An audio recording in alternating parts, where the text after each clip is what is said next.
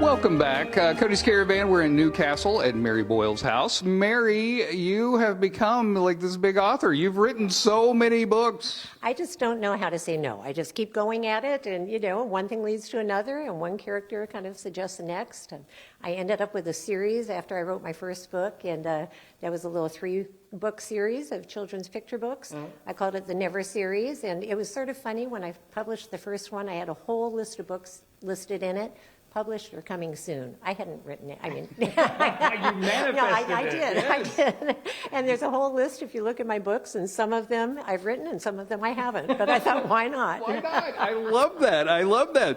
Okay, one of the parts of your story that I absolutely love is the fact that you didn't start writing until you retired. Yes. And right. you had some time. Yeah, and I think it is a matter of time. People come to me when I'm selling at fairs or different book events, and they'll ask me, well, how do I get started, or what do I do? I've done some author talks. So I put together a little spreadsheet of here's how you get going, here are your resources, here's what to do. But really, it's a matter of just sticking with it and finding a group. I joined Gold Country Writers of Auburn. They're a fabulous, just a kind of a social critique group. We sit down, we read each other's work, we hold each other accountable. It's a tremendous way to keep writing and keep encouraged in your writing. I feel like I just got a nugget there, there for you go. Cody's There you books. go. We got a nugget there. We've got some of your books right here. Yeah. O is for Pig. That's a new one, right? Yes, that's my latest one. It's kind of a fun play on the traditional alphabet book, the ABC book. O is for Pig because it says oink. And it's based on something my third son, who is now a graphic designer, and by the way, he designed the title font on the book. Cute. Okay. He was in kindergarten. He was assigned the O page for his ABC book, and he was asked to illustrate something. And he drew a pig. And his teacher said, but Christopher, a pig does not start with O. And he said, yes, it does, because it says oink. So as I was doing all this writing, that memory hit me, and I went, oh my gosh, that's an ABC book. It's a picture book. So on each page, kids have to find the things that actually do start with the letter. And it's a rhyming book. It's a rhyming couplet. I had to learn about rhyme and rhythm and meter and all of that. Yeah, it's just a fun romp through the alphabet. That is adorable. I love it. I love it. Okay, so we're going to talk some more about the books. Yeah. But another part of your story is your marathon running. Yeah. Something else that you kicked into gear when you retired. So we'll tell you about that coming up. That's why I'm wearing this, because I want to go on a run with you. All right, back to you guys in the studio. That is very cool. Inspiring. Thank you, Code. Appreciate it. And welcome back, Cody's Caravan. We're in Newcastle today hanging out with Mary Boyle. Mary, your pen name, though, is different. It is. Mariah Clark Skews is what I write under. Oh, okay. Yeah. Okay. Is that another tip for me? Like I need to be somebody else?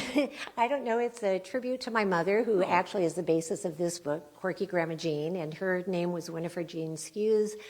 She used the name Mariah Clark Skews when she enrolled me in kindergarten, and there's a whole story behind that. Okay. So as a tribute to my mother, I decided to adopt that as my pen name, and besides, Mary Boyle is kind of boring, so... I think it sounds very Dickinson. Okay, so O for Pig is the newest one. Yes. This one is adorable, Never Kiss a Fish. Everybody knows that. Absolutely. Although fishermen have told me if you kiss a fish, it brings good luck. So I wish I had known that before I wrote the book, but oh well. Okay, in certain circumstances, Yes. kiss the fish. Yes. It doesn't roll off the tongue as well as Never Kiss a Fish. Okay, but this one right here, you said this is a little bit about your mom. Tell them what this book is about. It's about a very unusual grandma. She does very unusual things, and her 2 grandchildren are trying to understand her. And they observe her throughout the story, not really sure what they think about her. She's very odd. It's told in rhyming verse. And at the end of the story, they discover a trunk. And in the trunk, they're grown at the end of the story. In the trunk are some hints to their grandma and her past. And they realize she had a lot more going on than they gave her credit for. And it's a subtle message about accepting people just the way they are. Even if they have quirks or unusual things about them, they're okay. They have something to contribute. Love it. Okay, you guys, I told you to get out the tissues. Hopefully you have your tissues ready. Because you had this book out. Yes. And somebody came up and told you a story about this book. And I'm telling you, I might cry just thinking about it. Okay, so tell them the story. Well, someone had purchased this book, and she came at one of the fairs where I sell, and she came back about 2 or 3 weeks later, and she wanted to tell me about what had happened when she gave the book to her grandchildren. And the 2 grandchildren were ages 4 and 6, 2 little girls. and their other grandma had Alzheimer's, and they just couldn't understand why their grandma was being mean to them. She had always been so loving, and she was changing. Now you're going to make me cry. I know.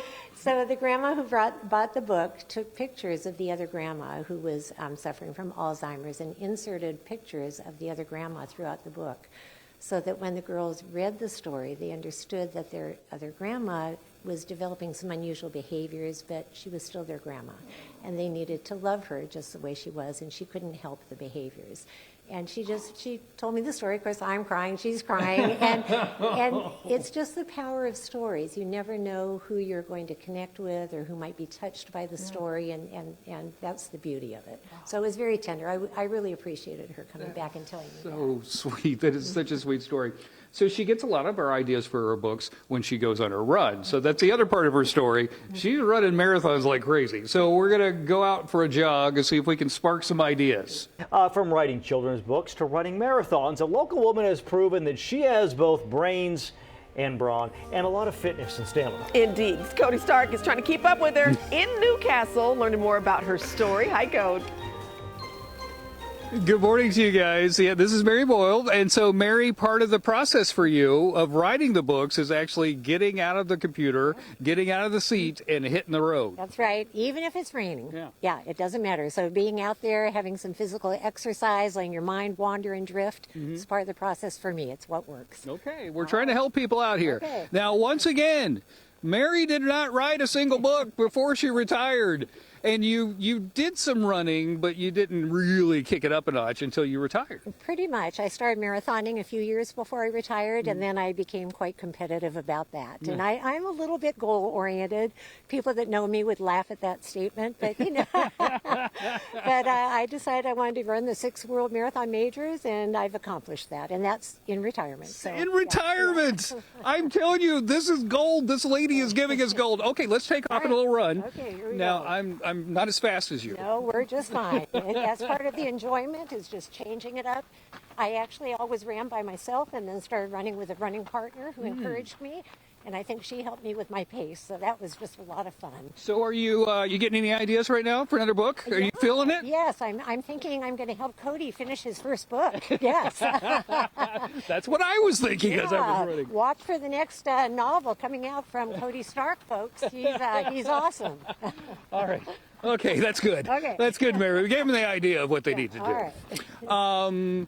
What was it like the first time you saw your book at a bookstore or out there in the wild? That was pretty exciting. I think just holding my book in my own hot two little hands, I was thrilled.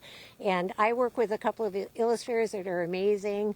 Shout outs to Phoebe Cho, who lives in England, Terry Einer, who lives in Wisconsin. They've brought my picture books to life. But They are adorable. aren't they wonderful? They are Yeah. amazing illustrators, just amazing. Anything else you can, any tips or something that you can give to people, A, that want to write, or B, are looking for that next step when they're retiring and stuff? What would you say to them? I would just say take the chance and believe in yourself. Find people who will encourage you. If someone laughs at your ideas, ignore them and move on. Find a group. I think if you're serious about writing, finding a critique group to work with where you share your writing and you critique others. It's a huge confidence builder in addition to just building your skills. But just believe in yourself and try it. The world is amazing. There's so much out there to learn about. I mentioned I keep bees, I raise sheep. I didn't know anything about that, 5 years ago. So it's just, there's so much out there to do. Just take that leap of faith and go do it. You have fired me up, sister. You have fired me up. Okay, coming up, we're going to go inside because it's raining.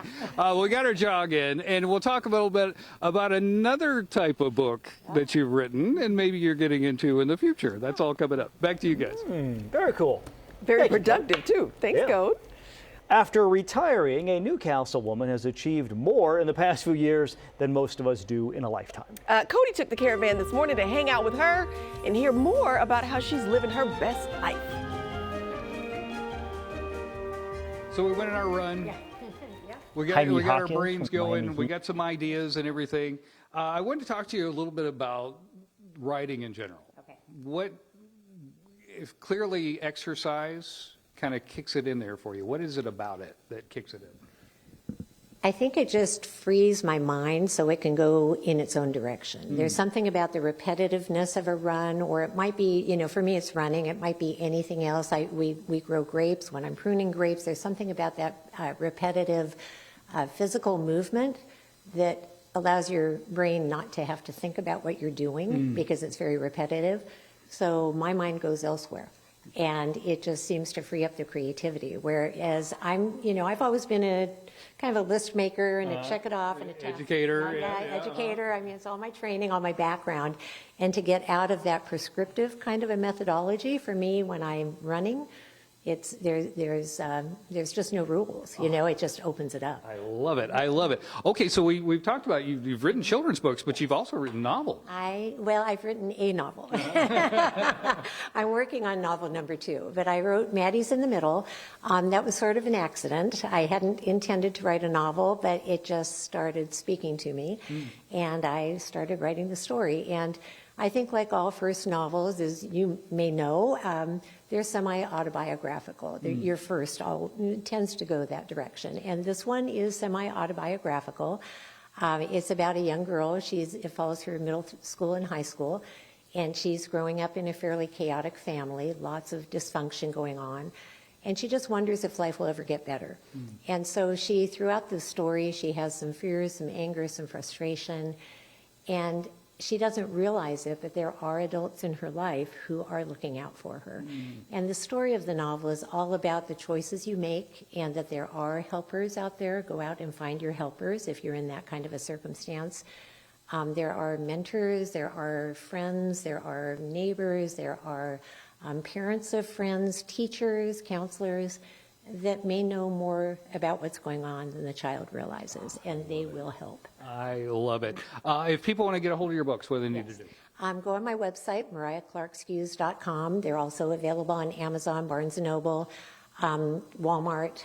If you go on my website, there are links there that will take you directly to purchasing them. Well, thank you. I feel like I got a master class. Like you really inspired me.